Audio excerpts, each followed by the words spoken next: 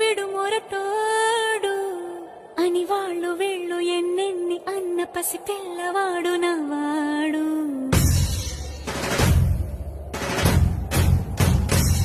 విడు ముండోడు అని ఊరు వాడ అనుకున్న గాని మహారాజు నాకు నవ్వాడు.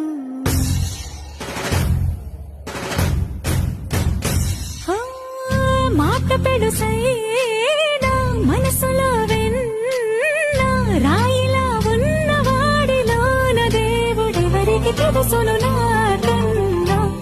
సూసేకి అగ్గిరవ్వ మాదిరే ఉంటాడు.